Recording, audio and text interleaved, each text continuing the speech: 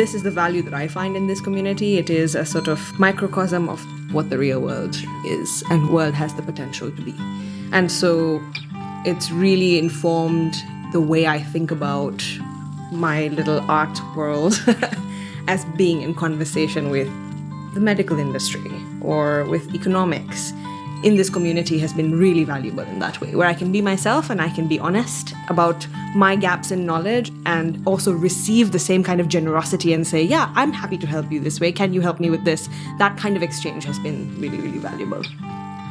Hello, my name is Karishma Bhagani. I use she, her pronouns, and I am a member of the 2021 cohort of the Knight-Hennessy Scholars. I'm a third-year Ph.D. candidate in the Department of Theatre and Performance Studies, and I'm practicing producer of the performing arts. I imagine a world where art is the central force of our lives, bringing us together and encouraging us to empathize with multiple perspectives. Today we're speaking with Karishma Bhagani, a Ph.D. candidate in Theatre and Performance Studies. During our conversation, you'll learn about Karishma's upbringing as a fifth-generation East African, pursuing a degree in theater and history in the U.S., using the arts to center conversations about change, and so much more.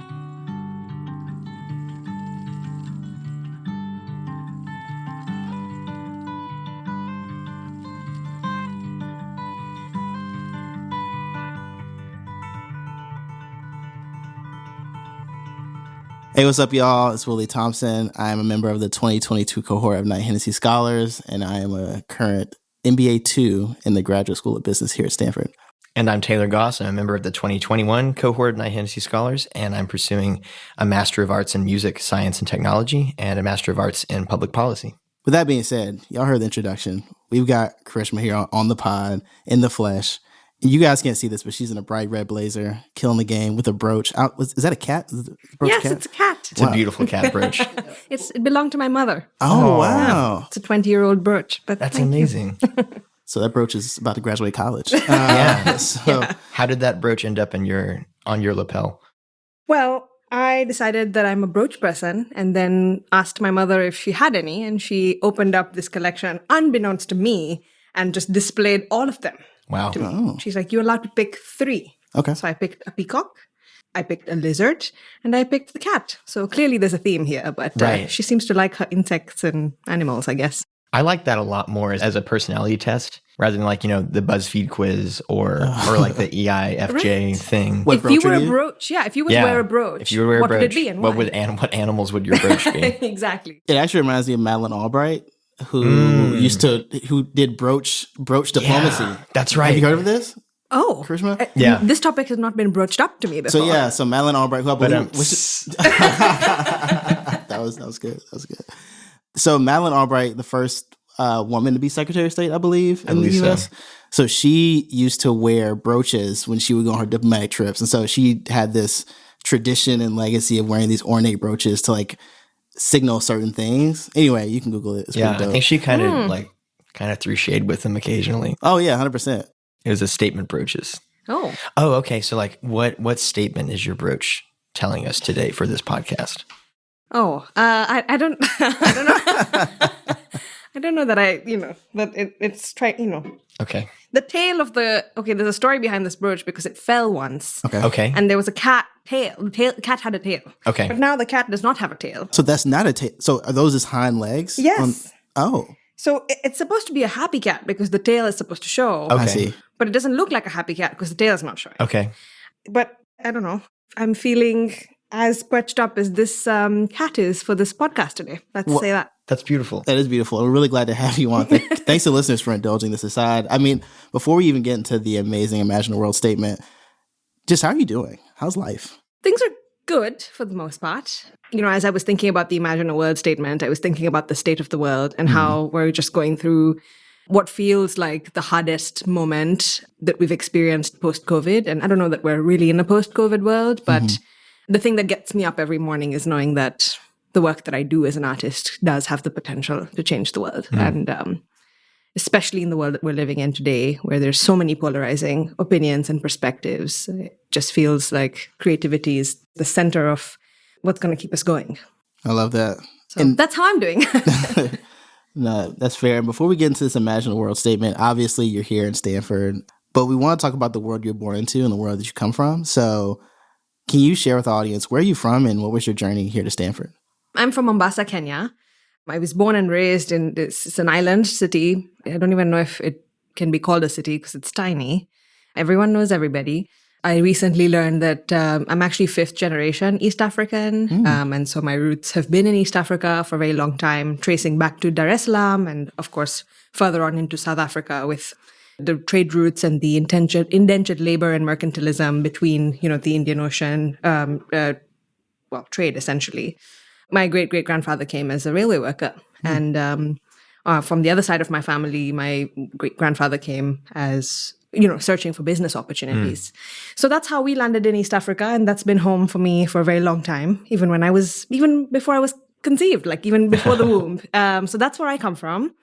And, that really has formed a really core part of who I am today in terms of the kind of work that I do, in the way that I position myself, because there is this perception around the world that Africa is Black. And I think it's really important, of course, for us to recognize that, because it comes with a lot of violences and deep-seated tensions from communities around the continent.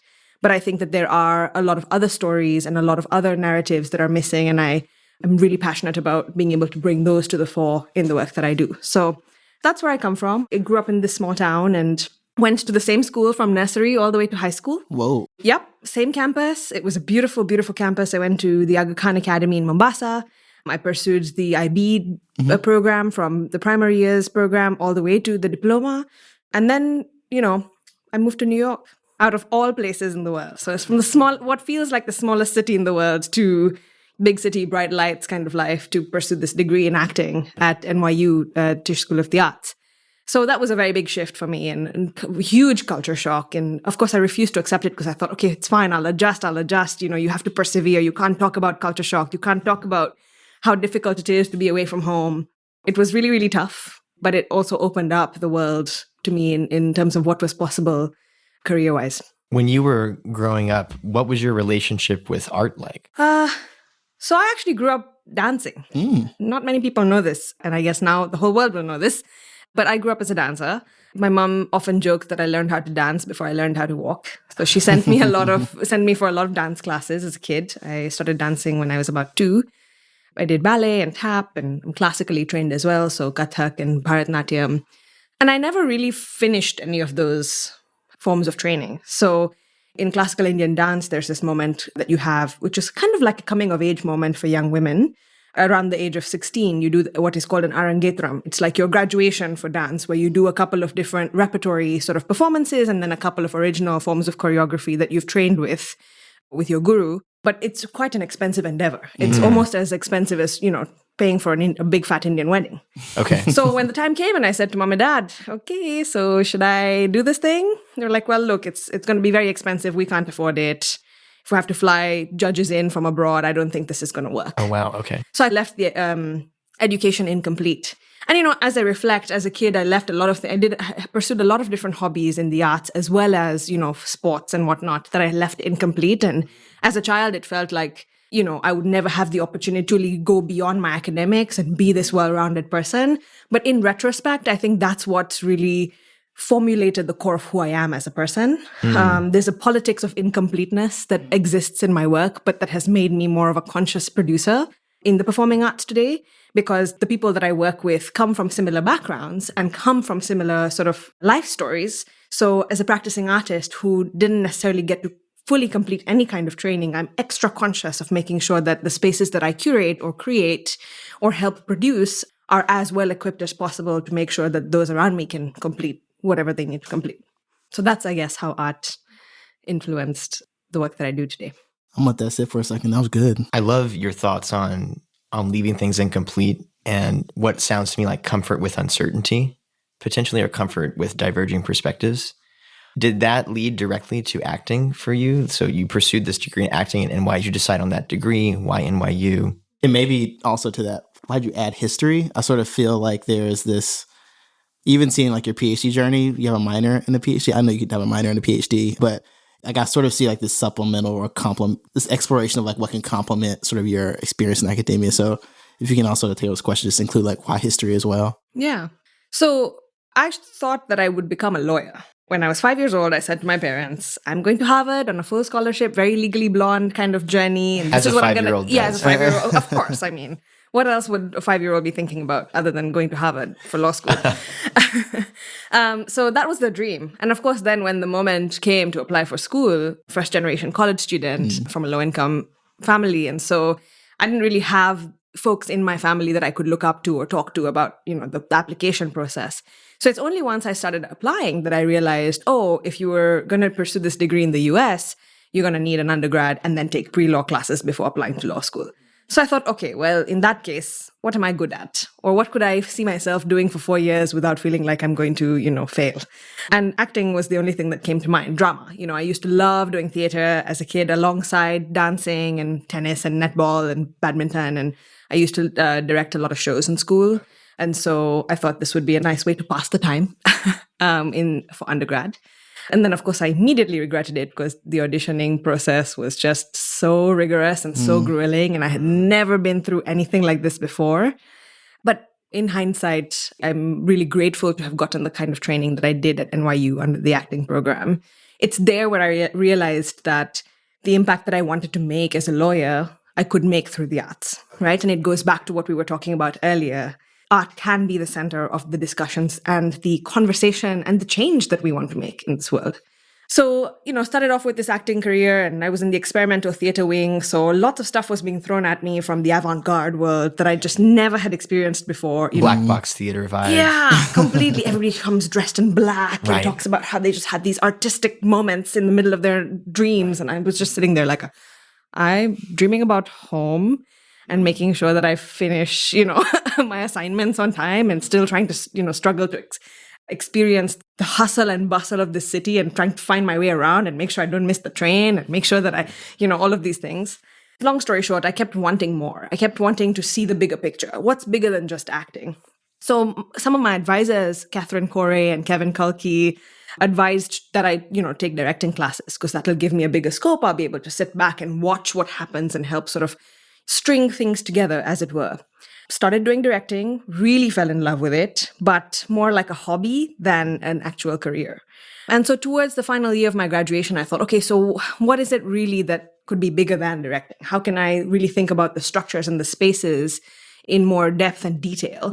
Because again, I was finding that I was often the only person from my context writing about my stories and my perspectives. And I knew that there were a lot of other people who had potentially more interesting stories to tell than mine. So how do we create a space where more Africans can tell their own stories from, different perspectives and different backgrounds and bridging different kinds of arts? And that's how I got into producing. I worked with the Nairobi Musical Theatre Initiative, first as an intern and then became their associate producing director in 2019, right before the pandemic. And so that was really my entry point into the producing world. And I've heard you talk a bit about the difference between directing and producing from your mentor, Roberta Levitow, I believe, who said that directors are sort of architects, producers are sort of people who construct. And so I'm wondering, to your point around the Imagine a World statement about art being centered to the conversation, what is your take on where art is now in our ability to have conversation? And how do you think about bringing people into a context and experience that they're unfamiliar with? Because as an African American, for example, I think a lot about August Wilson and what he did with the Pittsburgh cycle and being like, oh, wow, this Black man wrote, a play for every decade in the 20th century about Black life, and how that's been an outlet to center sort of Blackness in America in a way. So I'm wondering for you, just to that point, where is art now and how do you sort of bring people into that? It's a great question. I do not think that the conversation about where art is now can be had without a conversation around equity and equality and the differences between that. You cannot have a conversation about what kind of art has the potential of changing the world if that art does not embody the multiple perspectives that exist in the world. And I think that we're still at that place of decolonizing a certain kind of canon in different parts of the world, right from even thinking about the systems and the circuits that exist. Broadway market, for example. What work exists in the Broadway market and which perspectives is it privileging? And even, it's not enough to say we're having work that is done by and for people of color. It's not enough. I think that it's important to recognize that we've come a really, really long way. And this is where, going back to your previous question, my interest in history sort of sprung up. I think it's really critical for us to acknowledge the things that have happened in our pasts and learn from them so that we can avoid imposing the same kinds of violences in our future. But that also positions us in a place to think about who has a seat at the table, and then what kinds of seats are those seats? Some people have high chairs, some people have stools, some people have ladders. How do we make sure that the person who's on the ladder can actually equally have the same kind of relationship with the person on the stool? Those levels are completely different, but that they can be on the same table, and they need to in order for any kind of productive conversation to happen. You spitting, girl. Lord. My brain's going two different directions. I'm trying to figure out which way is most conducive to the conversation. One really quickly is, could you just elaborate on what it means to decolonize a canon? Like, I think as someone who, we talked about this in the Kay and Lydia episode about people who are in PhD programs, you ask them a question, you can tell them they thought about it extensively, and there's a lot of thought behind it. And sometimes a lot of my friends who are in PhD programs are like, I'm in this program to sort of bridge the ivory tower with like communities and people who like might not have access to those spaces. And so one would just love to embody some of that and sort of bringing this theory into like practicality and how you think about it and defining decolonizing a canon. And then I'll save my other question for later because I think it'll fit in somewhere else. So let's go with that one real quick, and then I'll pass off to Taylor. Yeah. Well, there are many approaches, but the two that speak to me that are resonant in this moment are informed by both the rigor of the theory that we're learning in class and then also just the reality of what exists on the ground. As I mentioned earlier, I practice on the continent. I've produced a couple of festivals, independent shows, as well as work with, I have a portfolio of artists that I essentially work with to help them imagine their work regardless of the stage that it's at. And this work, is not just touring locally, but regionally and then also transnationally. I think, of course, first and foremost, when you think about a canon, you think about the works that come to mind immediately, the Eurocentric realities in America, the America-centric realities. And what is an America-centric canon, which avoids or excludes the voices of people of color, for example. And again, I use that as a very blanket statement, kind of. So I think one of the first steps is to think about expanding the canon and thinking about, for example, works like August Wilson's to be included in this kind of, discourse. But it's not just enough. It's never enough, but it's not just enough to add work to the canon. I think it's also important to have a decolonial lens with which to understand the canon, right? Okay. So it's not just about let's add more material, but it's also how we look, what lens are we looking at the material through? That lens is determined by a Eurocentric understanding of the world. Linear storytelling structures, for example, and not tributary, longer, non-plot driven structures. That still then becomes a colonial way of thinking about works that maybe might benefit from a different way of being assessed or being read. So that would be my sort of very gut answer to how do we think about decolonizing a certain kind of canon. And in practice, it's also important to acknowledge the institutions within which we work, right? Of course, at some point in the coming years, the way institutions exist is going to change. I don't know if it's going to happen in our lifetime. And so in our lifetime, how do we use the resources, education, and networks that we have to work within those institutions to alter them from within? Because they will burn down eventually. But before that happens, how do we use the space to make the thing happen the way we want it? In the interest of engaging in some nonlinear storytelling, you've mentioned a little bit about a few of your mentors. You've thrown out some names of some of your mentors. And in entering these institutions that you're talking about and beginning to understand them, but also comparing them with the world from which you came, who are some people that shine especially brightly in your story? Wow. I think we might need a whole series on that. This is the challenge of the podcast time limit. Right. Exactly. Well, I don't think I'll be able to name all of them, but I will. Of course. Yeah, I will say that from the household to my professional world, I've been surrounded by a bunch of really, really powerful women ever since I've grown up, starting with my grandmother, who was the culture keeper of our household, the managerial mind who would make sure everything was done to perfection in raising us and in taking care of the entire household. And of course, I would be remiss if I didn't mention my mother either. The two of them collectively sort of raised me to be the woman that I am today. Both teaching me that there are paths to independence that are different from the kinds of stories and lives they led, but also reminding me to stay grounded in my values and in my culture and in, my family. And of course, that family is expanded to include women, friends from all around the world, just different people, both in the professional and in my personal life. You mentioned Roberta Levito, who I really think is really, really special to me because she opened up the world professionally for me to think about producing even as a career. And she's one of my mentors who has unabashedly told me the thing I needed to hear in the moment. And it's oftentimes been very, very hard for her to say things and for me to hear them. But I always look back at the kinds of advice that she gave me because they've really shaped who I am today. And this is just one, person. And there's so many other women that I'm thinking about at the moment that I'm sending all my love and affection to as you asked me this question.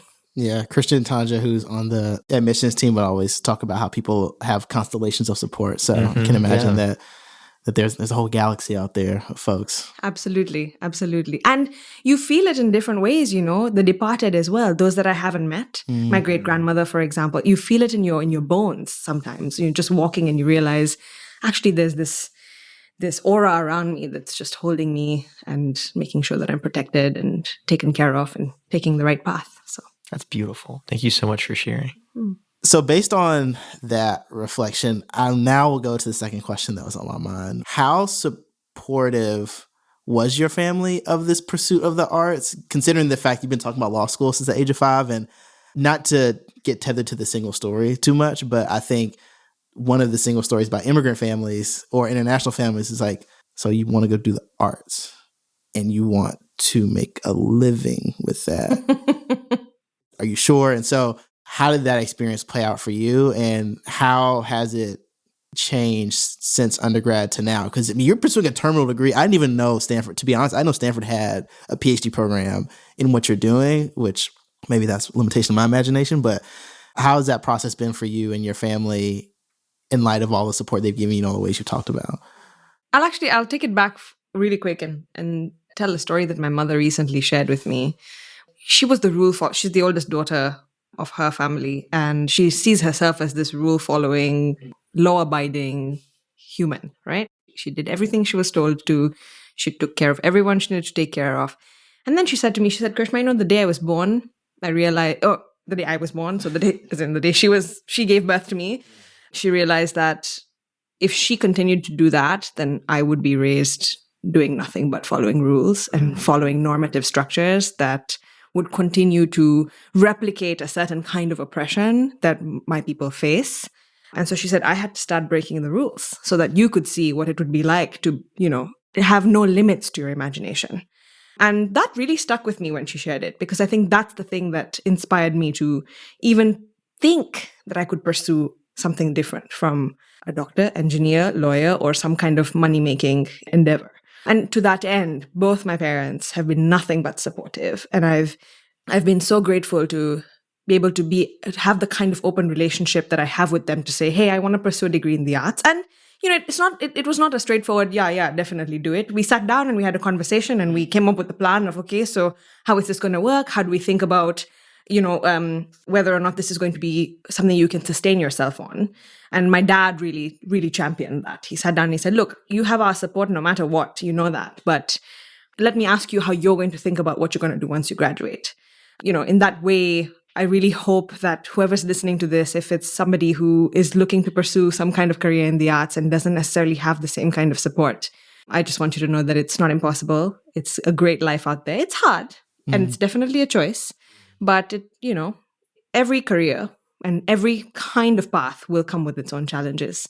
But the people you meet along the way and the joy that there is in being able to be in the same room and make work and have friends that become chosen family is very unique, I think, to this career and to this field. That is so great. It's funny you saying this. It's making me think about my family. I'm a musician.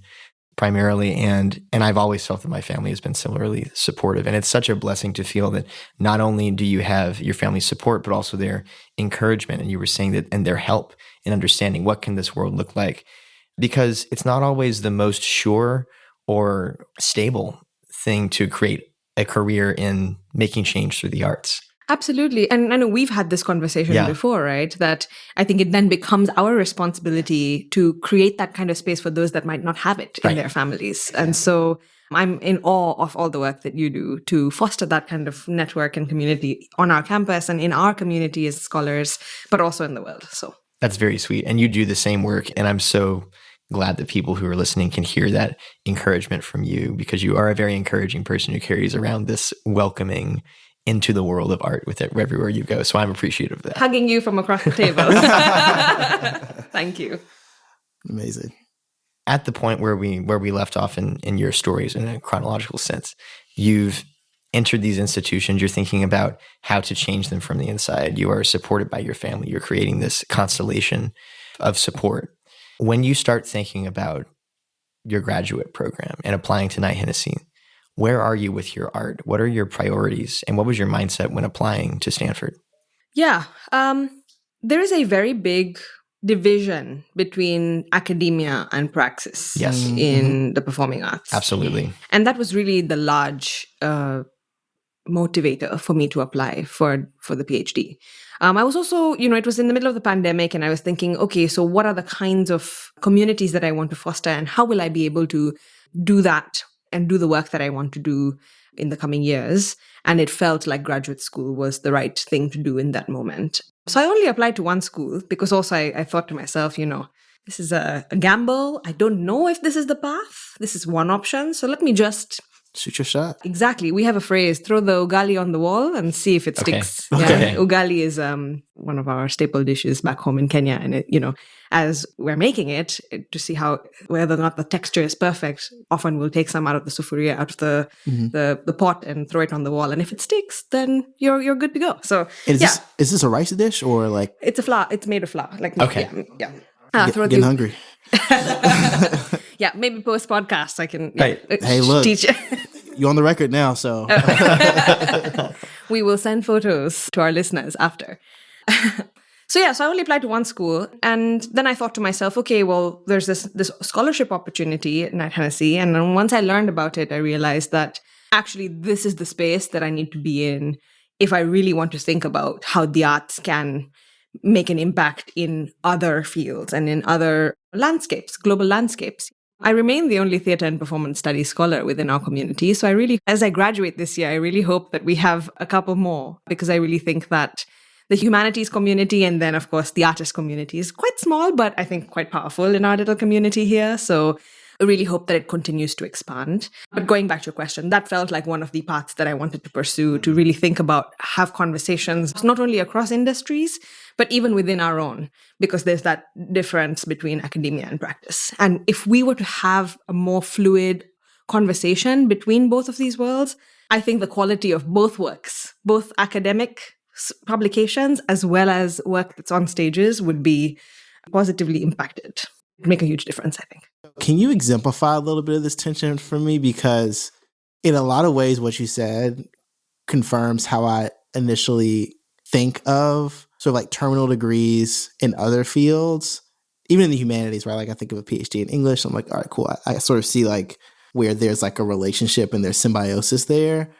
And in the art, it sort of feels like, to your point, like most of the people I've met who've done theater aren't in academia. And I'm wondering if you can talk more about examples of like that rift and how the work you're doing right now will lead to building this connective tissue that allows for what you talked about earlier.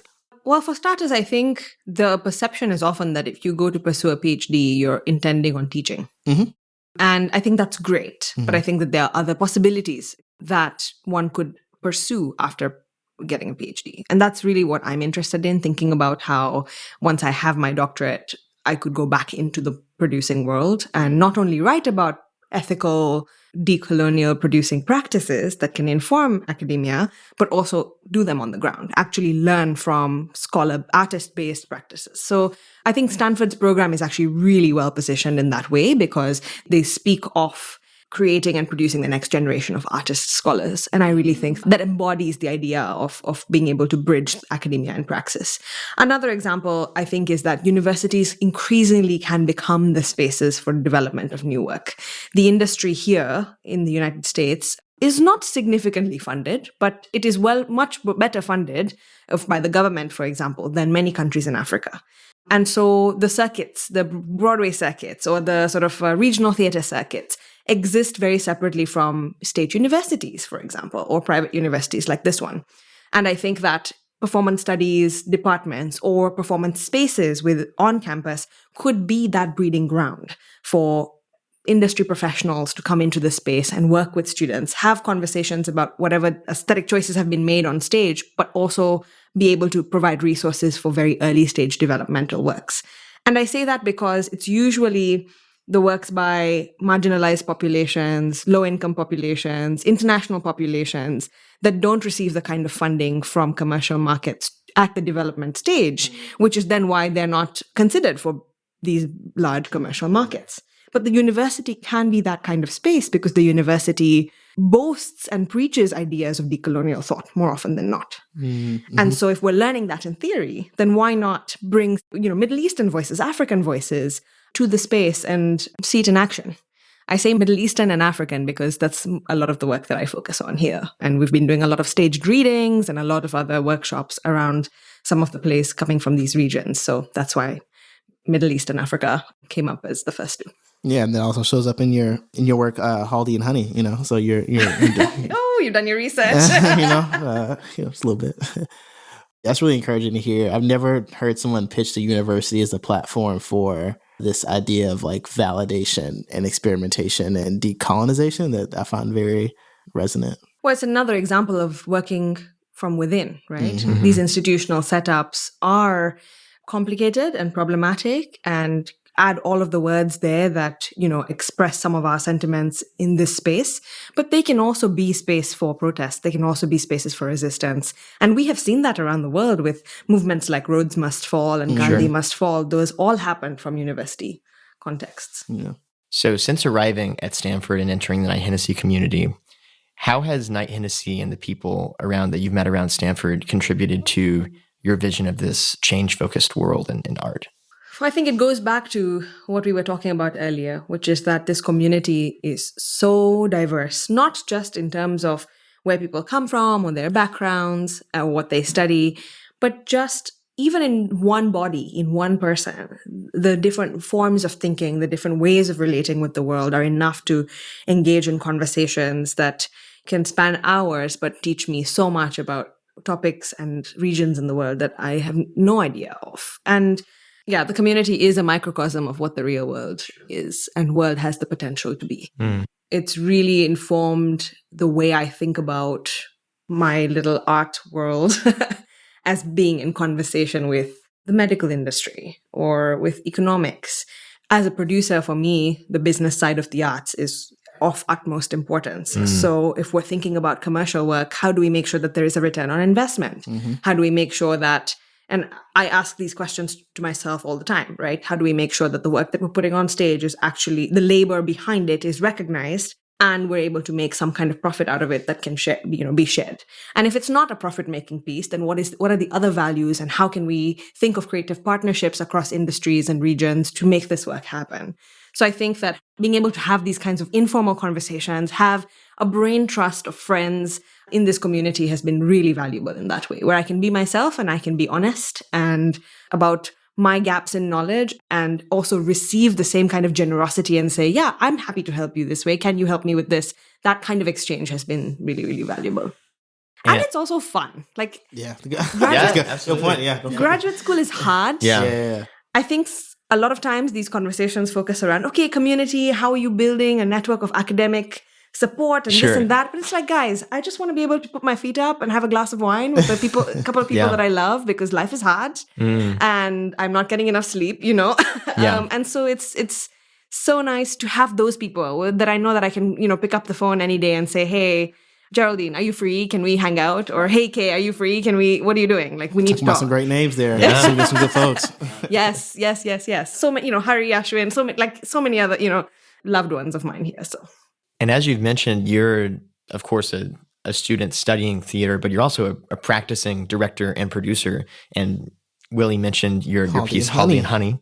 And I'm curious to know, could you talk about a work that you felt particularly proud of or that particularly excited you that you'd like to share?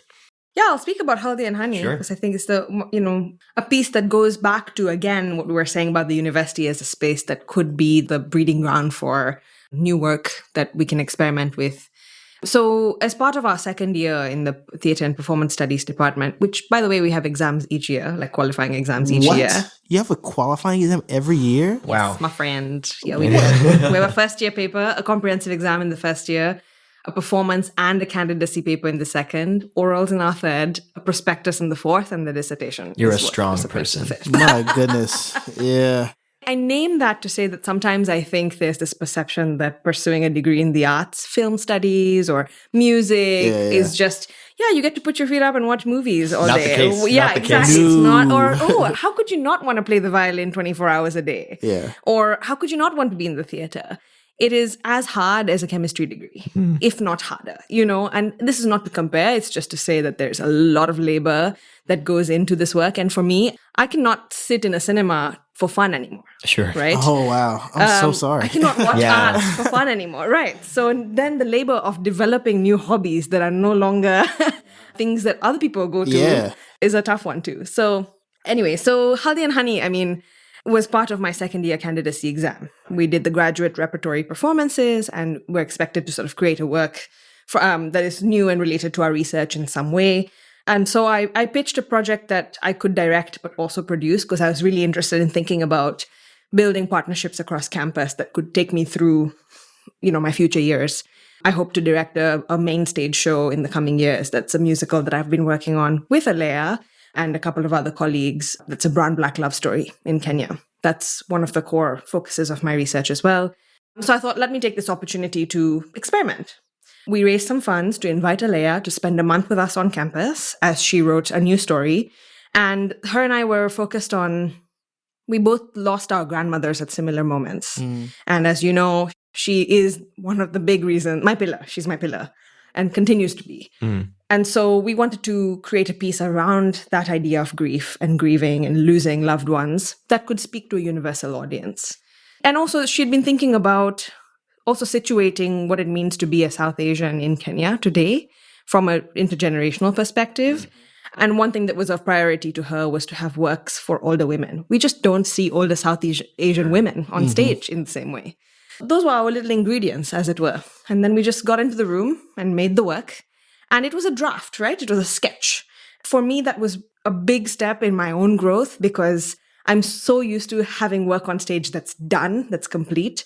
And this, I think, is part of being a former British colony, being educated in that way that, it has to be at the best possible level. Otherwise, you're not positioning yourself for excellence.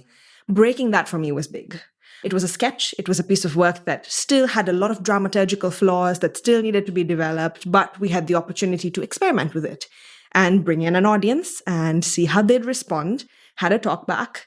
And we're at that stage now where we have enough meat and enough material and enough content to then go into our next stage of rewriting in the hopes that a theatre will pick it up later on or that we can have a premiere in Kenya. So I wanted to provide a different angle there to say that I'm proud of that work because it helped me let go of perfectionist standards. I love it. But also position the university and my research as a space for me to just throw the ugali on the wall and see what sticks.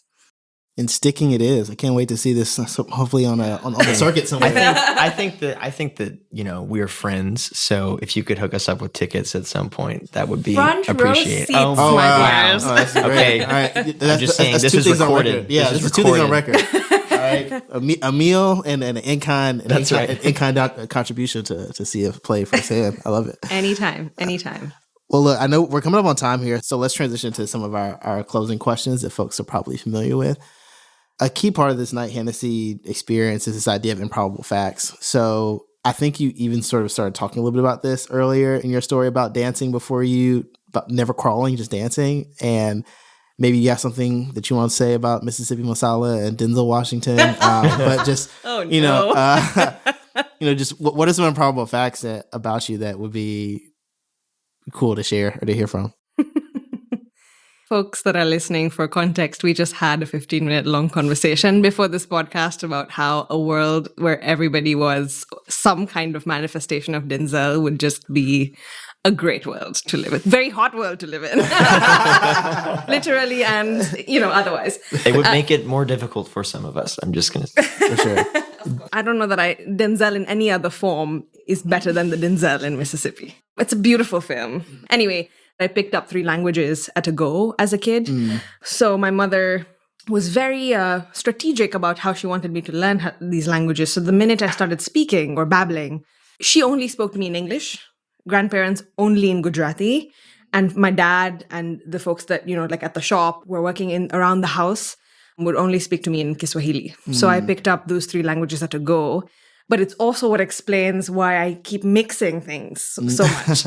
So a lot of my friends say that in one sentence, they can hear about 4 accents. Oh, wow. And that comes from having trained in the British system, for example, right. And then speaking these 3 various languages, all of which have different intonations. And then I picked up French and Hindi and Urdu later on. So that added another layer of just lots of accents going on. So if you can't understand me, I don't blame you. No, the mic is on. We hear you clearly. Yeah. So as we're closing and wrapping up here, the final question final question. Once you get a list. Yeah. Question. Yeah, I picked up an accent during this conversation. To close, what advice would you have for other people applying to Stanford and Knight-Hennessy? What would you say to them? Probably the most cliche thing, which is be you, but also treat the applications as an opportunity for you to connect with yourself more than a means to an end. Graduate school is not for everybody. The application cycle is hard. And even if you really, really, really want it and you really, really believe that you're the best candidate possible for whatever program or for Knight-Hennessy, instead of having that be your end goal, think about the applications as a way for you to learn about what your pitch statement for the rest of your life will be for yourself. And that can change over the years. But I think for me, writing that Knight-Hennessy application and thinking about it like that allowed me to think about what it is I want to do with the rest of my life. And it was that learning opportunity that I found very valuable. And then, of course, cherry on top when I got in. But that's the advice I would give. Be you and use this as a way to learn about yourself more than anything else. Beautifully said. And I'm so glad that you have found yourself in this community and that we can learn from you and your light, and that you can bring this change-focused artist vision to Knight-Hennessy. So thank you for being here. Thank you for spending time with us and for sharing your story and your vision with the audience of Imagine a World. Yeah, we love it so much. And yeah, the hyphenate, artist, scholar. I was like, man. Artist, scholar, practicing, producer, director. Doing all the things, And great friend, funny person. No, yeah, she got jokes for days, fashionable. Very fashionable. Stop. Let's go back to that. Out the room. Let's emphasize this beautiful red jacket that unfortunately you can't see right now. Yeah, no, Denzel's a devil in a blue dress. She's an angel in a red jacket. Yeah. So. Yeah. Well, cool. Well, thank you. You're welcome. And to be clear, you're completing, which is basically finishing Knight-Hennessy, but you're not leaving Stanford. I joke with my friends that I might just be here when their children are attending. So hilarious. You just never know. I still have a couple of years to go. Okay. It will be a great service wherever you are. You're very kind. Thank you for creating this space and for opening this opportunity up for us to tell our stories. It really, really is beautiful. And I love each of the episodes. So thank you. Thank you.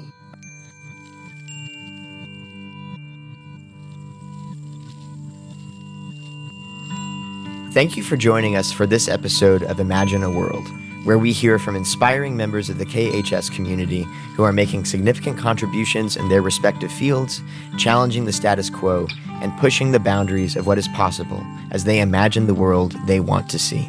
This podcast is sponsored by Knight-Hennessy Scholars at Stanford University, a multidisciplinary, multicultural graduate fellowship program providing scholars with financial support to pursue graduate studies at Stanford while helping equip them to be visionary, courageous, and collaborative leaders who address complex challenges facing the world. Follow us on social media at Knight-Hennessy and visit our website at kh.stanford.edu to learn more about the program and our community.